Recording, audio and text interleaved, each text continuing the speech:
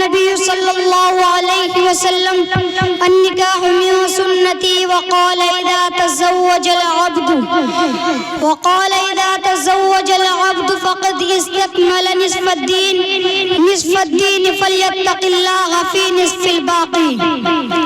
صدق اللہ العظیم.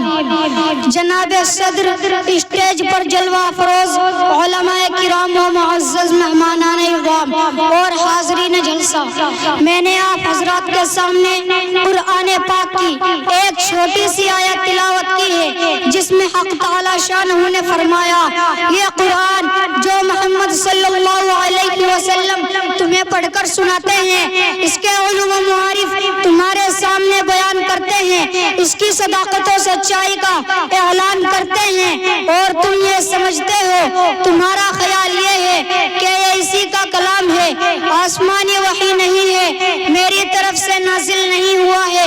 تم میرے حبیب کو جھٹلاتے ہو. تم میں سے کہنے والے کہتے ہیں لو نشاء لقلنا مثل هذا، اگر ہم چاہتے تو اس جیسا کلام ہم بھی پیش کر دیتے. تو تمہارے لیے راستہ صاف ہے، تم بھی انسان ہو، تم بھی اسی خطے کے رہنے والے ہو. طلاقت لسانی میں تمہاری مثال نہیں، فصاحت و بلاغت کے تم امام ہو.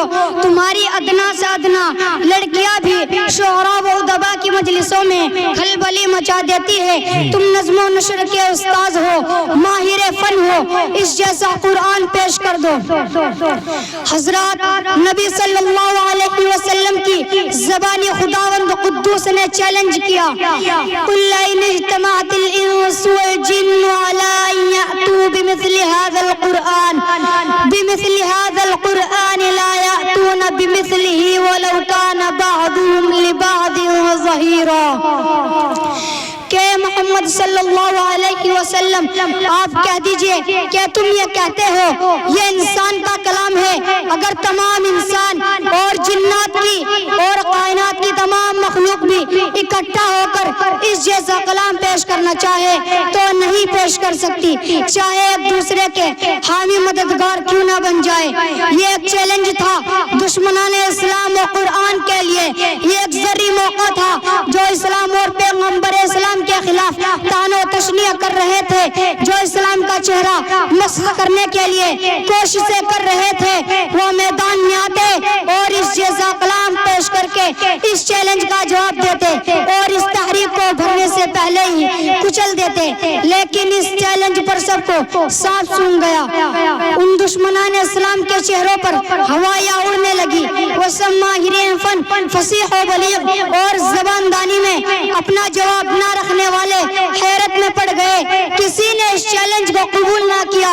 پھر حق تعالی شانہ نے اور نیچے اتر کر فرمایا اگر تم پورا قرآن پیش نہیں کر سکتے تو اس جیسی 10 صورتیں ہی بنا کر پیش کر دو. اگر تنہا نہیں لا سکتے تو اپنی عالمی کانفرنس کر لو، اکیڈمی بنا لو اور تمام حمایتوں کو بلا کر اس کا جواب پیش کر دو.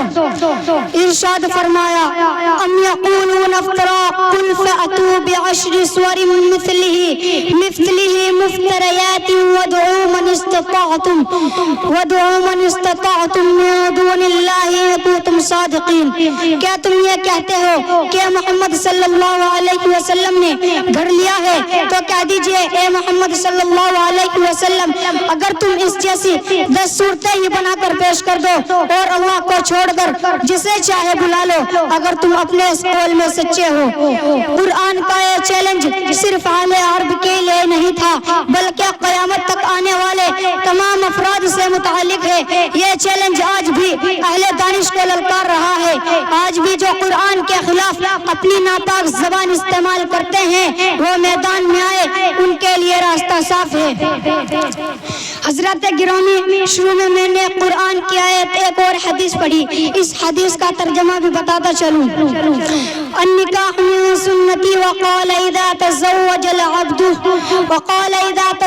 العبد فقد استکمل نصف الدین فلیتق اللہ فی نصف الباقی. اللہ کے رسول صلی اللہ علیہ وسلم نے فرمایا نکاح میری سنت ہے، اور فرمایا جب بندے نے نکاح کر لیا تو اس نے آدھا ایمان مکمل کر لیا، لہٰذا اس کو باقی نصف میں اللہ تبارک و تعالیٰ سے ڈرنا چاہیے. حضرات گرامی، اب ذرا ہم اپنے اپنے گریبان میں منہ ڈال کر دیکھیں، اپنے حالات کا جائزہ لیں. ہم نے نکاح شادی بیاہ کو کیا بنا دیا؟ ہمارے زمانے کی شادیاں، ہمارے معاشرے کا نکاح حقیقت میں نکاح نہیں بلکہ انسانیت کی تذلیل ہے، کاروبار ہے، تجارت ہے، نام و نمود ہے، تماشا ہے، نمائش ہے، ریاکاری ہے. ہم نے جہیز کی لعنت اختیار کی ہے. شادی بیاہ کے نام پر جہیز و تلک جیسی مشرکانہ رسمیں انجام دیتی ہے. عورتوں کو فروخت کرتے ہیں، لڑکوں کو نیلام کرتے ہیں.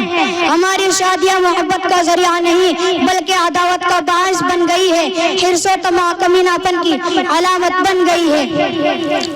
حضرات گرامی، جہیز در حقیقت ایک لعنت ہے جو ہم سب سے چمٹ گئی ہے. ہم نے اس لعنت کو تمدن سمجھ کر قبول کر لیا ہے، جو کہ اس میں عیش و عشرت کے سامان کی فراوانی نظر آتی ہے، مفت کی دولت مل جاتی ہے.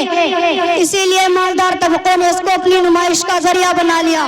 دولت مندوں نے اللہ کی دی ہوئی نعمتوں کو حرص و طمع پیدا کرنے کا آلہ بنا لیا.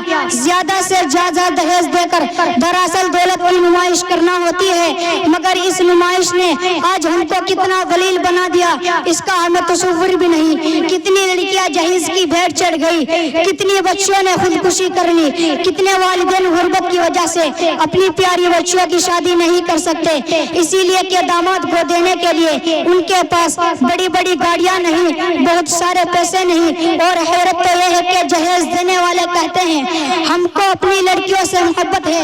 اگر لڑکیوں سے محبت ہے، ان کی فکر ہے تو ان کو میراث میں حصہ مقررہ دے اور شریعت کے مطابق ان کا حق ادا کرے، یا یہ کیا کہ جہیز کے نام پر مشرکانہ رسمیں جاری کی جائے. غور کیجئے کتنی لڑکیاں جلائی گئی ہیں اور جلائی جا رہی ہیں، کتنی لڑکیاں بغیر شادی کے بیٹھی ہیں، حسن و جمال میں بے مثال مگر دولت سے محروم، اور اس غربت کی یہ سزا مل رہی ہے کہ شادی رکی ہے. جہیز نے معاشرے میں بگاڑ پیدا کر رکھا ہے، معاشرے میں بدکاریوں کو فروغ دیا ہے، خودکشی کو فروغ دیا ہے، رشوت کو فروغ دیا ہے.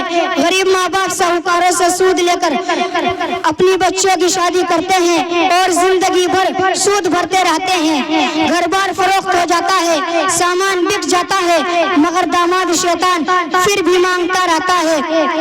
نہ ملنے پر معصوم جانوں کو تیل چھڑک کر، پیٹرول چھڑک کر آگ کے حوالے کر دیتا ہے، اور جب بھی بس نہیں چلتا تو بچوں کو طلاق دے کر ان کے گھر بھیج دیتا ہے. کتنی بچیاں ایسی ہیں کہ آج جہیز جیسی لعنت کا شکار ہو کر اپنے گھر بیٹھی ہے.